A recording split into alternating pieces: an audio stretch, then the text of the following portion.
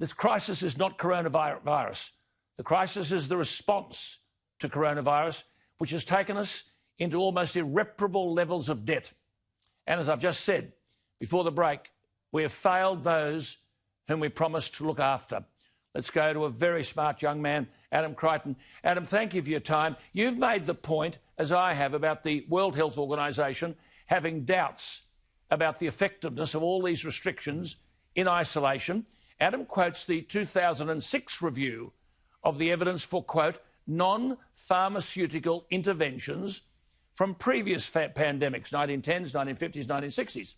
And these are, as Adam has said, the top scientific advisors from the US, Britain, Australia, Sweden and Switzerland. And I quote, reports from many countries indicate that mandatory case reporting and isolating patients during the pandemic of 1918 did not stop virus transmission and were impractical.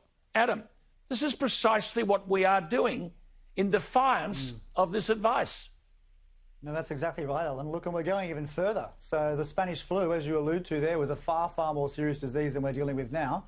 And yet the response now is far, far more draconian. For instance, just one example, the border closures that existed back in 1919, they were only for 4 days, 4 to 7 days, whereas now we have a blanket ban, as I understand it, or indeed if it's not a blanket ban, it's 14 days.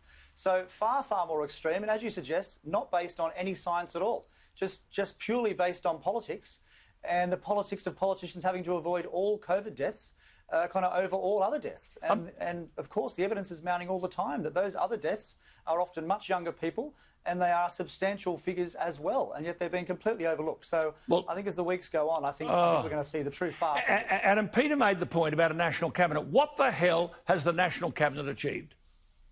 Well, look, it's looking more and more like a protection racket for stupidity. I think it's got no legal status at all.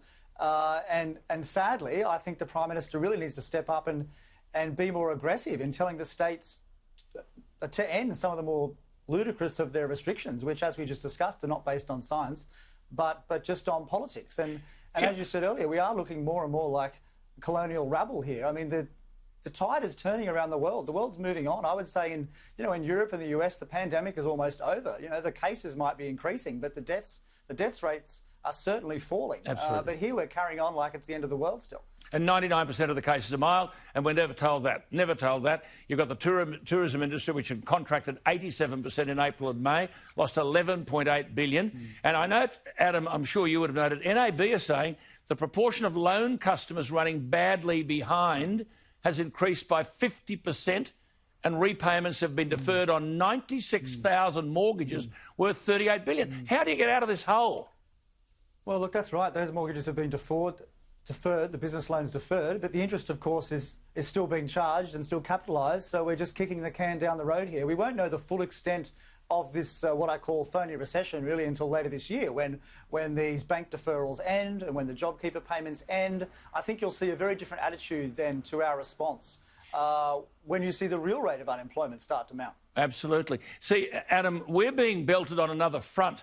I'm sure you're aware, but my viewers wouldn't be. The federal court, and if you're an employer, listen to this, the federal court ruled in May that casuals who work regular shifts, and they get a 25% loading in lieu of the benefits that would be available to a full-time employee, the full federal court found they were entitled to paid leave.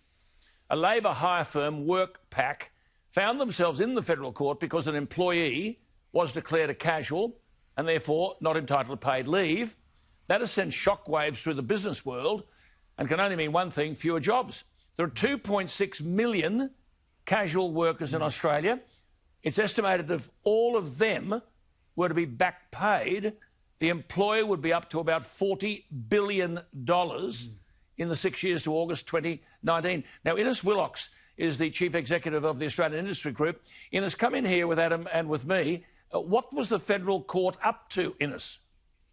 Well, Alan, it's a really good question. This all comes down to definitions of what a casual is and whether it's properly defined in the Fair Work Act. So all this is going to be legal, but I think Australians, Alan, as you understand, believe in the fair go, and they also believe in the right for someone to earn a fair day's pay for a fair day's work. But I don't think what people really will cop is someone being paid twice for doing the same amount of work, and that's the outcome of this case, and it impacts, as you said, millions of casuals from across the country, and particularly in small business. 80% of casuals. I know, but Innes, apart from you, employers have been silent. Where the hell are they in all of this?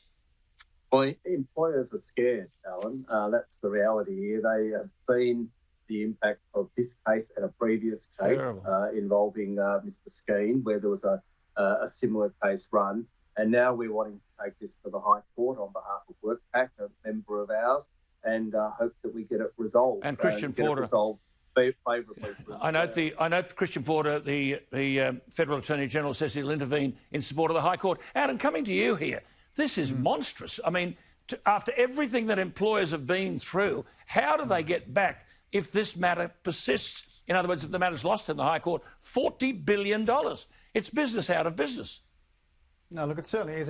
It's just one more example of the ridiculous Byzantine nature of our industrial system, which more or less has not changed since the Fair Work Act, I think back in 2009, was passed. The government has these 5 working groups looking at simplifying it, but you know, I'm not particularly optimistic. The rate of enterprise agreements has been falling. There's more and more a reference to awards, and these awards are just ridiculously absurd. I mean, just to give you one example, the Ground Services Staff Award for airports. I mean, there's a $3.19 fee for every coffin that a worker handles, and there's $5.18 a week kind of extra if you handle $200 of cash. These are just 2 of the absurdities of one award, but these awards run to hundreds of pages, and I mean, frankly, it's a wonder anyone's hired at all. Absolutely.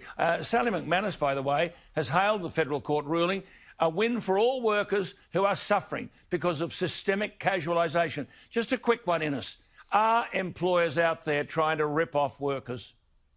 No, nobody's deliberately trying to rip off a worker. Everyone wants to be paid properly and paid appropriately. And the reality here, Alan, is that the number of casuals in our workforce has stayed steady since 1998. It hasn't gone up, despite what the unions say.